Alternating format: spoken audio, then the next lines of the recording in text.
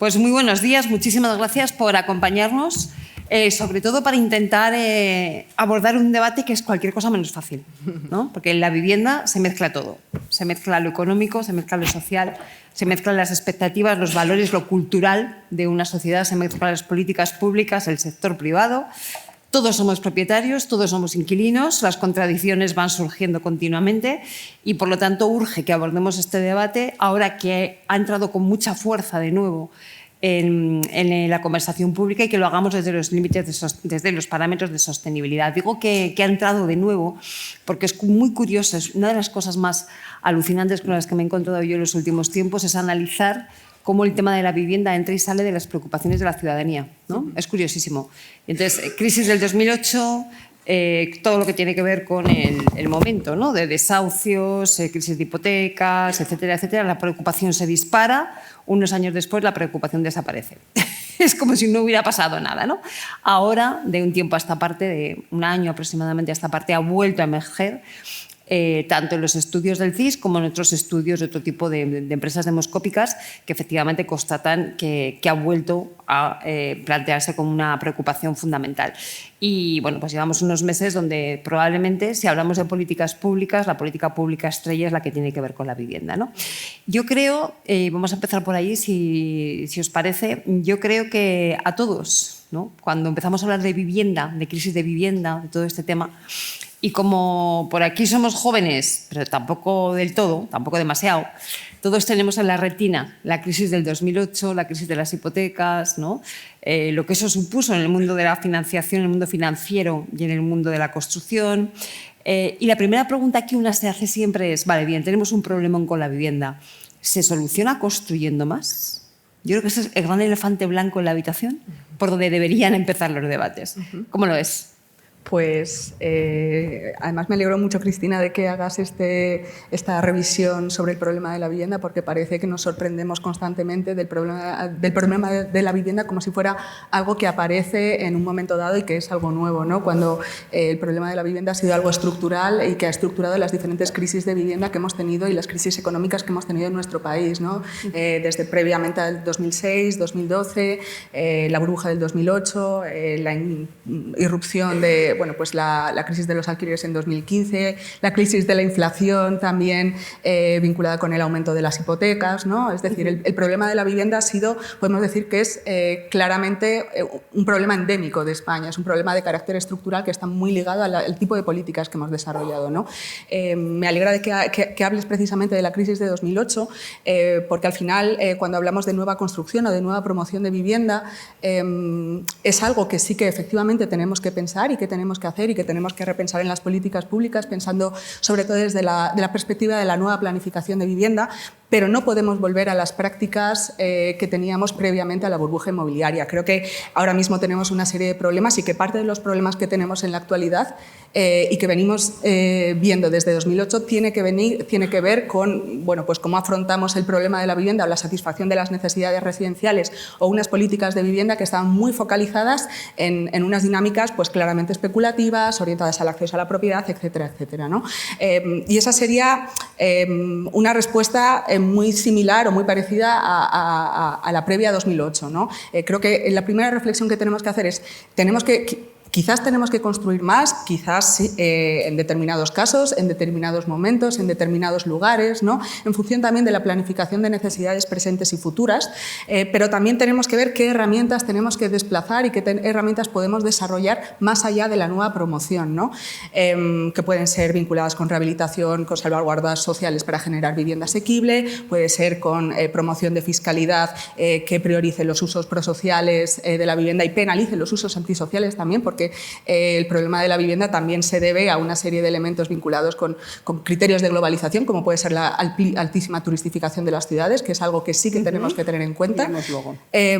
Entonces, en ese sentido, creo que es importante pensar desde las necesidades sociales presentes y futuras si es necesario construir en qué lugares y de qué manera, ¿no? También pensando en diferentes actores, diferentes fórmulas de construcción, diferentes regímenes de tenencia diferentes a la propiedad, ¿no? A las repensar la idea de VPO.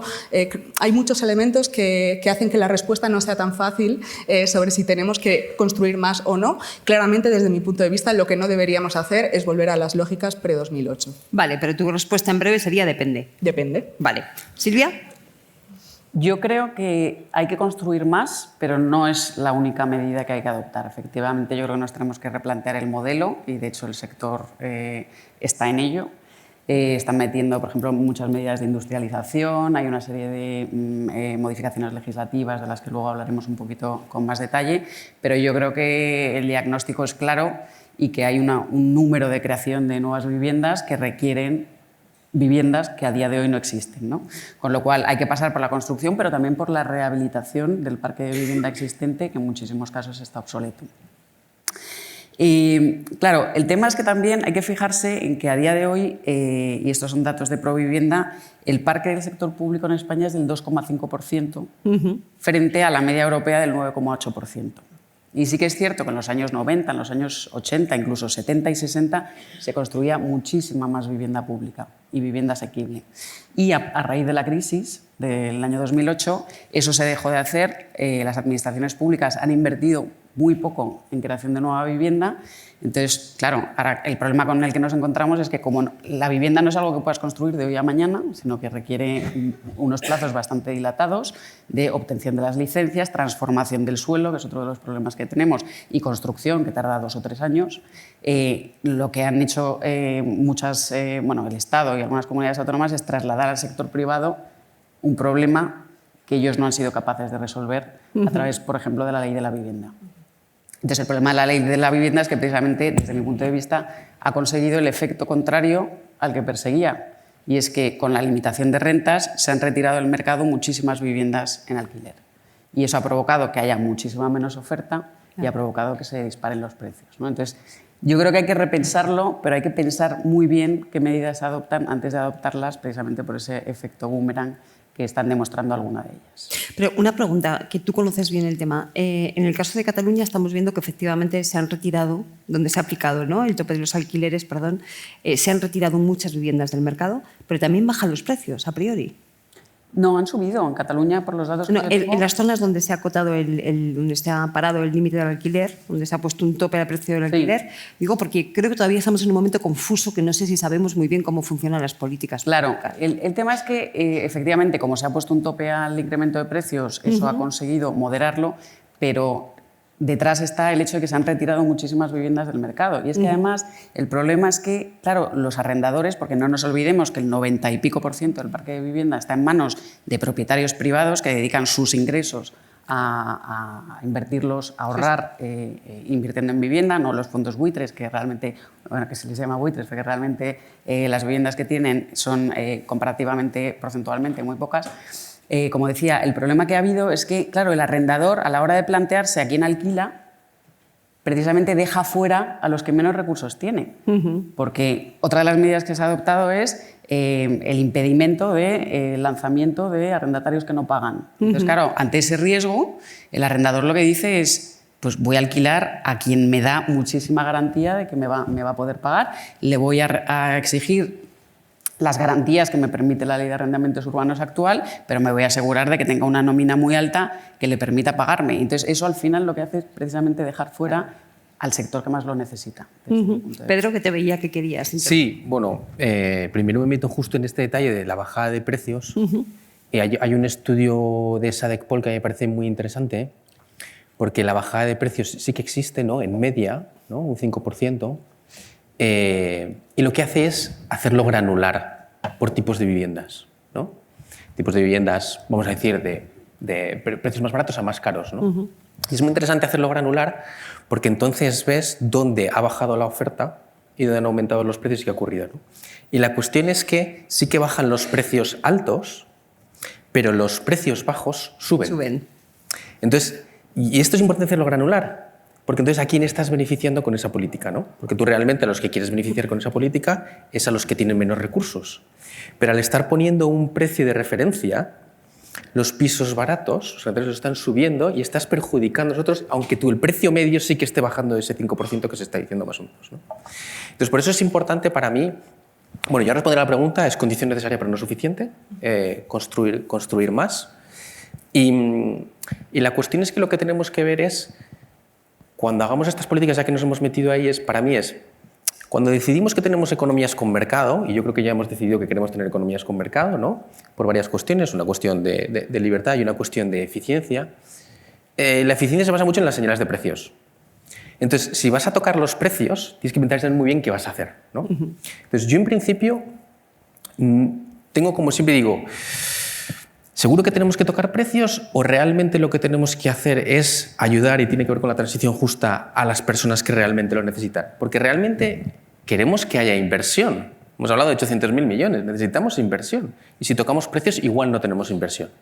Entonces, luego cuando viene que decimos tenemos que ayudar a los que realmente lo necesitan, sí que tenemos muchos estudios que nos dicen que realmente, cuando eso es muy directo, el arrendador captura parte de eso, ¿no? Lo que llamamos el bono joven los 300 euros, al final mucho lo captura, ¿no?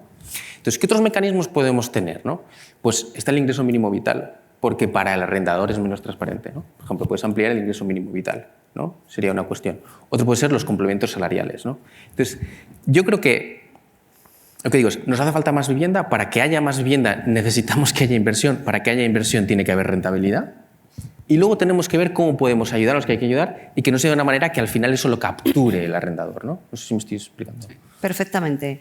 Déjame que me salga un momento del guión porque no puedo reprimirme de hacerte una pregunta, que igual es salirme de tiesto, pero si acudiéramos a un modelo de renta básica universal garantizada, ¿cuántos problemas de estos nos evitaríamos? Claro, a mí es un tema que también me interesa, aunque controlo menos, ¿no? Hay estudios ya, sobre todo en nórdicos, ¿no? que han visto que si da renta con grupo tratamiento y grupo control, es decir, además estudios pata negra, ¿no? Sí, sí, totalmente. Con sellos aleatorios controlados, que realmente se ven efectos positivos. Incluso dentro de vivienda, los programas Housing First, ¿no? Que no son que te viviendas si tienes empleo, sino que dices, vivienda para ti, vive. Estamos viendo también que tienen efectos positivos, ¿no? Que al final eso les ayuda a encontrar empleo y otras cosas y no estás poniendo condicionantes. Dicho esto, programas de renta básica universal tienen también unos problemas fiscales. Hay que hace falta muchísimo músculo financiero, ¿no? ¿Cómo se financia? Hay que reformar las leyes fiscales y ya está. Sí, pero que realmente... Tampoco es tan difícil, ¿eh? Se reforman todos los días. Sí. Pero sí que diría que para mí, que de primeras diría renta básica universal, ¿qué está ocurriendo? O sea, yo diría, no tengo claro, ¿no? Es cierto que, y los programas de Housing First igual, ¿no? Pero yo soy muy evidence-based, o sea, realmente enfocarnos mucho en las acciones no es. Tenemos que ver qué es lo que funciona y lo que no, ¿no? Y luego ya veremos cómo lo haremos. Entonces, creo que pueden ser herramientas. Yo no tengo tan claro que sea universal, es decir, que tengo ahí un sesgo. Oigo renta básica universal y tengo un sesgo de decir, universal, seguro que para todos, ¿no? Es decir, tengo un sesgo y lo pongo encima de la mesa. Pero es cierto que veo que algunos programas que realmente, como los Housing First, pues que están enseñando resultados muy positivos. Dejémoslo allí y proponemos a GBC que aborde también este reto en los próximos informes. Silvia, a nivel legislativo, ¿qué se ha hecho y qué se puede hacer? ¿En qué momento estamos? Pues hay muchas cosas por hacer, porque como bien decía Pedro, efectivamente una de las claves es que haya inversión. Y para que haya inversión en nuestro país en materia de vivienda se requieren varias cosas que fundamentalmente y muy resumidamente son, primero, seguridad jurídica, segundo, un urbanismo más moderno, porque el que tenemos actualmente está un poco obsoleto y basado en normas del siglo pasado. Por supuesto, la agilización en la concesión de las licencias y la colaboración público-privada. Entonces, en materia de seguridad jurídica, por ejemplo, pues hay un proyecto de ley que lleva mucho tiempo en los cajones de los ministerios de modificación de la ley del suelo, que no sé si habéis seguido las noticias, pero hace unos meses estuvo a punto de aprobarse, pero finalmente se retiró porque bueno, pues parecía que no iba a haber la mayoría suficiente para aprobarlo, a pesar de que todos los partidos políticos estaban de acuerdo en que era una ley muy beneficiosa. ¿Por qué? Porque esa ley, entre otras medidas, lo que hace es acabar con la inseguridad jurídica que hay ahora mismo en materia de urbanismo. Cuando se anula un plan general por problemas procedimentales, que no se ha seguido el procedimiento, porque falta un informe, el problema es que todo el planeamiento de desarrollo se declara nulo, la nulidad en cascada, ¿no? Entonces, incluso actos de aplicación, como el otorgamiento de licencias, se acaban anulando. Claro. por un trámite procedimental que se podía haber subsanado, ¿no? Entonces, la ley de modificación de la ley del suelo precisamente atacaba esto y decía, oye, solamente en aquellos trámites procedimentales que realmente sean esenciales y que solamente se anule la parte que realmente está afectada por ese trámite procedimental y no todo el plan general, ¿no? Entonces, esa era, bueno, pues yo creo que una medida bastante buena que espero que se retome en algún momento y se llegue a aprobar. Y luego, por ejemplo, pues la Comunidad de Madrid, la verdad es que también ha adoptado una serie de medidas muy útiles, como por ejemplo permitir la transformación de suelo de oficinas, terciario oficinas, para la construcción de viviendas, ¿no? Que ya hay algunos proyectos y además la agilización en la tramitación de las licencias. En materia de licencias, por ejemplo, pues, la posibilidad de presentar declaraciones responsables en vez de tener que esperar 1 o incluso más años a la obtención de la licencia, o la incorporación de esa licencia básica que permite agilizar mucho los tiempos, aunque tiene también sus problemas derivados de otras normas existentes. Pero bueno, yo creo que son medidas que poco a poco ayudan mucho tanto a mejorar la seguridad jurídica como a agilizar los trámites.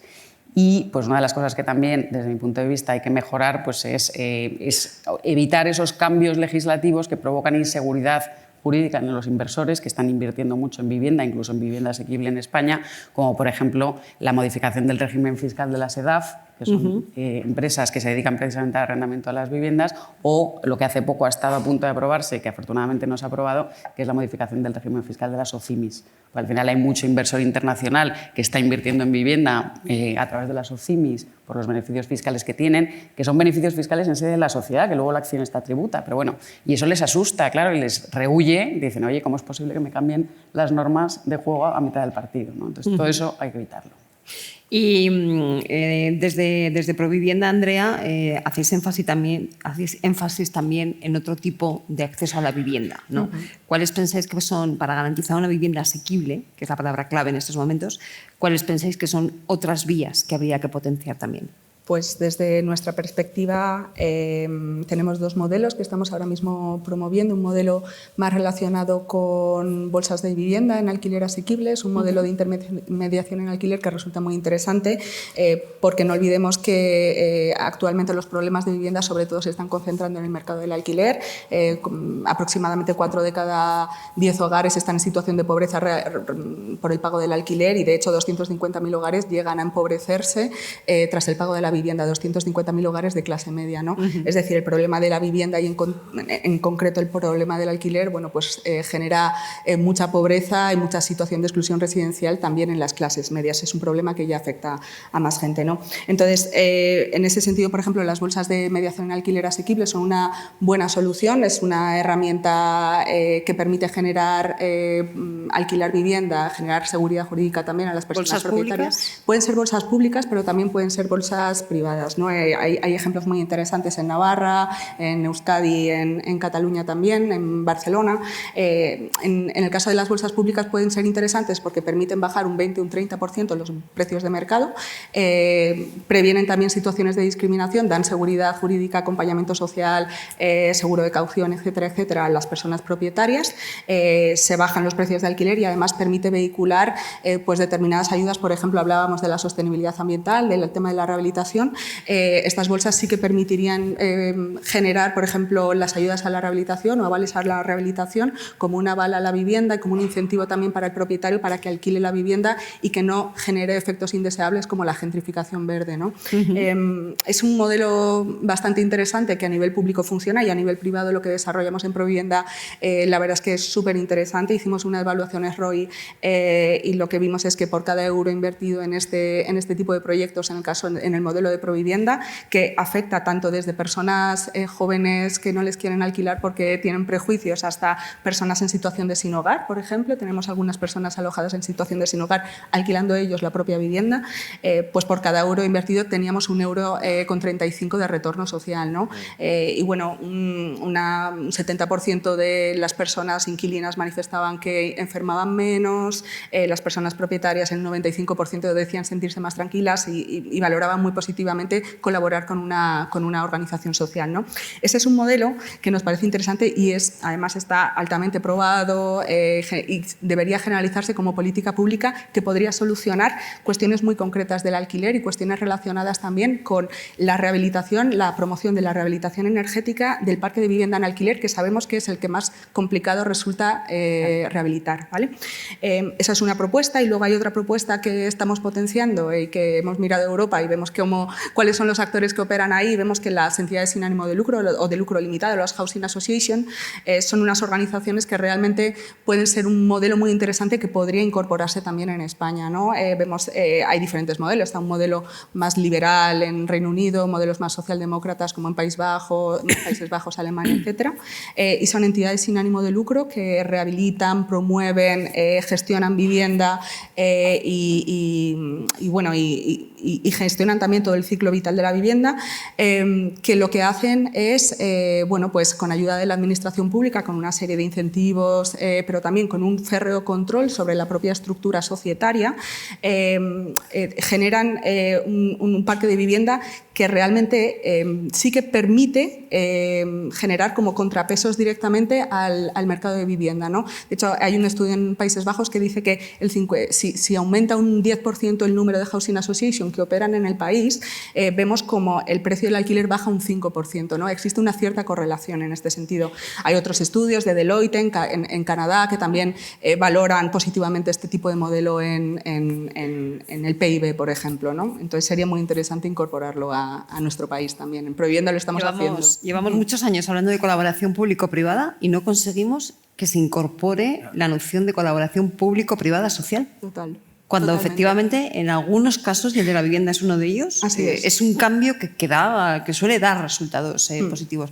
Pedro, empezábamos ya a meter el debate de las externalidades, porque cuando hablamos de vivienda asequible dentro de los parámetros de sostenibilidad, hay que hablar de externalidades. ¿Cómo se asume esto? Hay que hablar de externalidades y se ha hablado ya mucho antes, ¿no?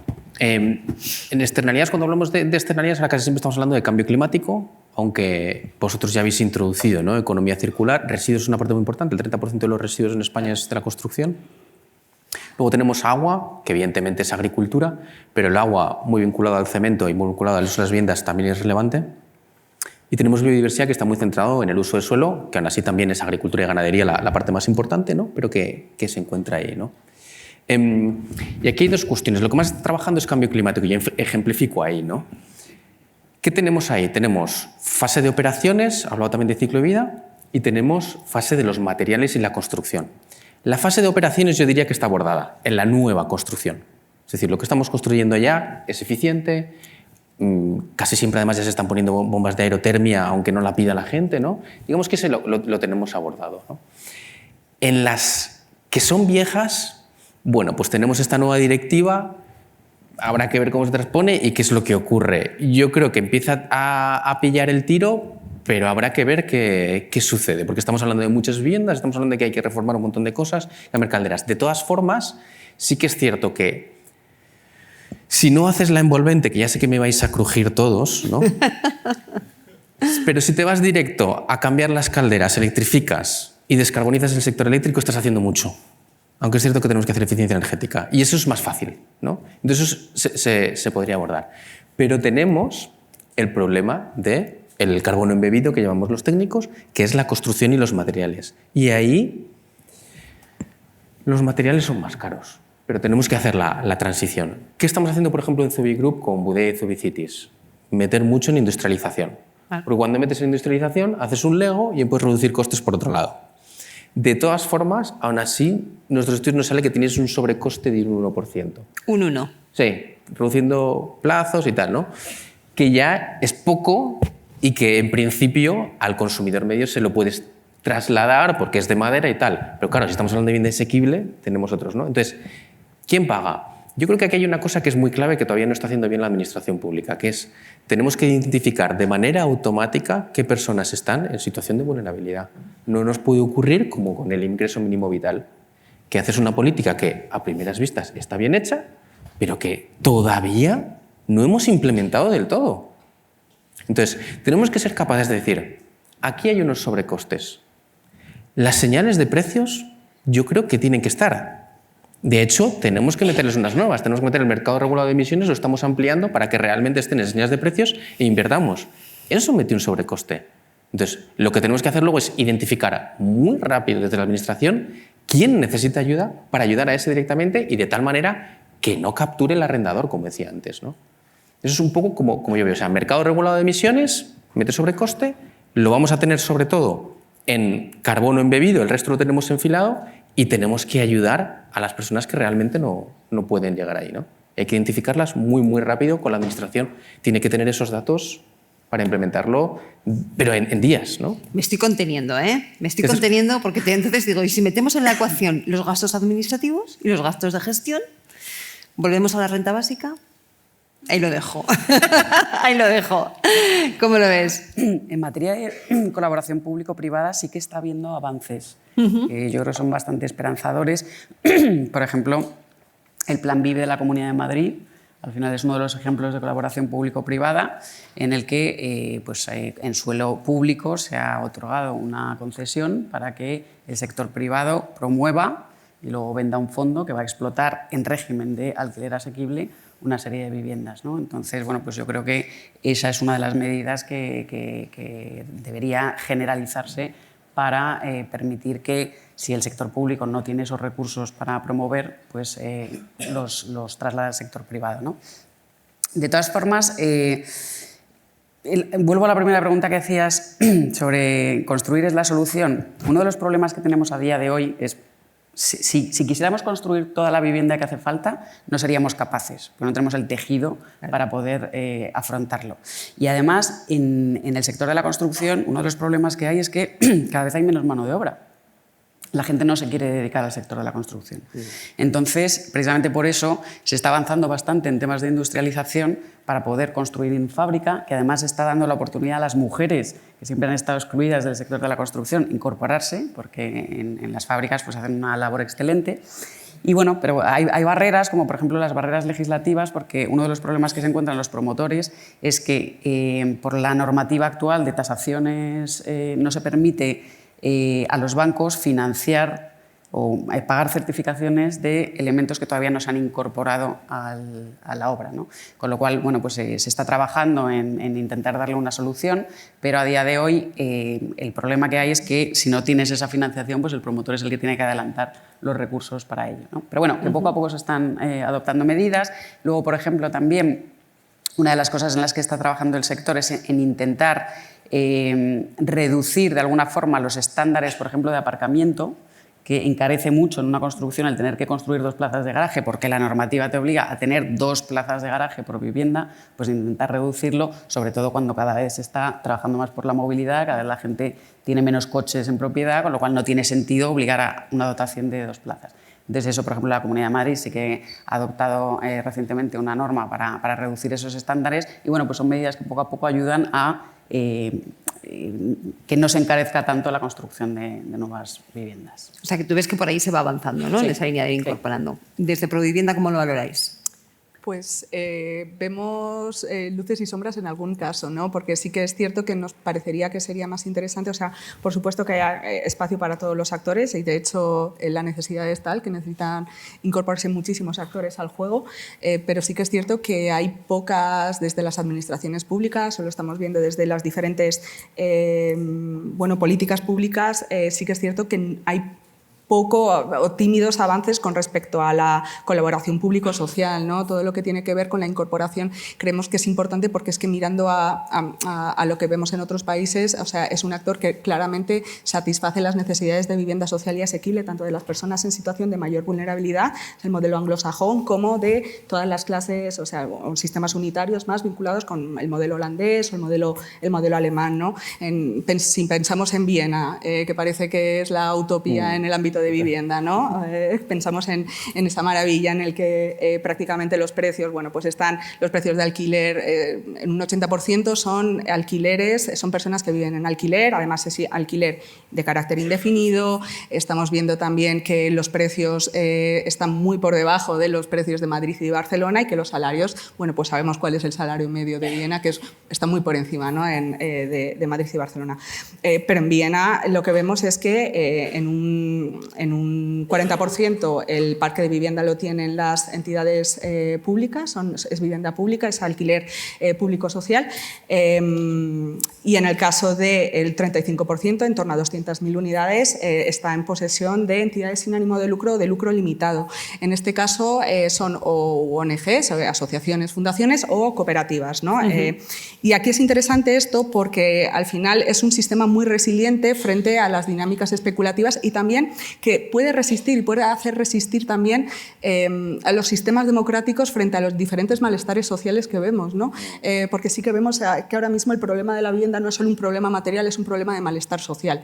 Y lo veíamos previamente en la intervención de Bruno, ¿no? Es un problema de malestar social y que tenemos que responder además en el aquí y en el ahora, ¿no? Entonces, en ese sentido, incorporar entidades sin ánimo de lucro e iniciativas y pensar en cómo las políticas públicas pueden incorporar pues, a las fundaciones, a las entidades, a las asociaciones, a las cooperativas, dentro de la propia política pública resulta muy interesante. Y hay casos, ¿no? Estamos en el caso, por ejemplo, recientemente en Navarra se ha desarrollado una estrategia para incorporar a las cooperativas en régimen de cesión de uso, que es muy interesante. En el caso de Barcelona, el Plan por el Derecho a la Vivienda de Barcelona también resulta muy interesante en ese sentido, ¿no?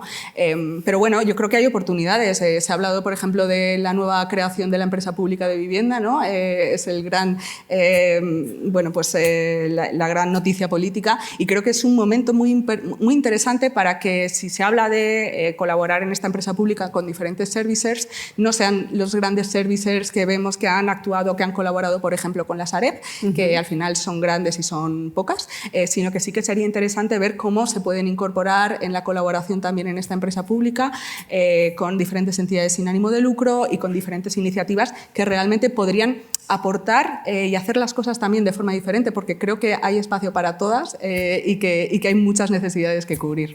Estamos fuera de tiempo, pero me piden desde GBC que digáis qué teclas podrían tocar para agilizar los cambios que hacen falta como GBC a la hora de garantizar el derecho a una vivienda asequible dentro de los ámbitos de sostenibilidad. En 30 segundos, más o menos. Pedro, te ha tocado. Una o dos cosas, ¿eh? Una o dos cosas, ¿no? Sí. Yo creo que por un lado está desde GBC prácticas de industrialización para favorecer la industrialización del sector lo más rápido posible, construir como legos. Esa es una, que está muy de GBC. Y otra, de influencia política, creo que el sector privado tiene que reconocer que no está siendo capaz de proveer el derecho a la vivienda y que por tanto tiene que entrar el sector público. Y ahí hay que ver cuestiones. Hay un par de ideas. Una es influir para que se hagan bonos de densidad, es decir, que puedan los promotores tener más metros cuadrados a cambio de que hagan el alquiler social, que eso además tiene diversidad. Esa es una que veo claramente y la otra que tenía en la mente ahora no me sale, así que voy a pasar. Si te viene luego... y concursos públicos. Concursos públicos. Necesitamos que el parque social, que el parque público aumente muy rápido, hacer concursos públicos, igual que se ha hecho con las subastas de renovables, ¿no? Reduce riesgo y como reduce riesgo puedes reducir rentabilidad y ahí puedes entrar y tener un parque muy rápido. Concursos públicos, bonos de densidad. Sí, yo especialmente en la parte de industrialización totalmente de acuerdo, pero uno de los problemas que existe ahora mismo es la materia prima, porque la materia prima es el suelo. Claro. Y el problema es que no tenemos suficiente suelo finalista como para poder cubrir las necesidades. Entonces, hay que agilizar necesariamente los trámites para la transformación de suelo en aquellos casos en los que es necesario y, desde mi punto de vista, también contribuir a dar seguridad jurídica a los inversores. Pues en mi caso yo planteo que sí que es necesario reducir un poco el ruido, la polarización que existe en el debate con respecto a la vivienda, que creo que es necesario desarrollar todas las herramientas que tenemos a nuestro alcance porque hay un malestar claro que tenemos que resolver y creo que sería interesante que las organizaciones, incluso el Green Building Council, pueda participar en promover un pacto por la vivienda como quinto pilar del estado de bienestar porque creo que está en juego la satisfacción de las necesidades actuales y las futuras. Nuevamente, como decía el presidente al principio, empezamos hablando de una cosa concreta, la vivienda, y acabamos hablando del bienestar, ¿no? Lo cual yo me reitero en esa idea, quiere decir que estamos haciendo las cosas bien. Muchísimas gracias a los tres. Os han dejado, Dolores, Bruno, os han dejado todo un programa de trabajo para el próximo año, si queréis, ¿eh? O sea que hay materia de sobra. Muchísimas gracias. Gracias.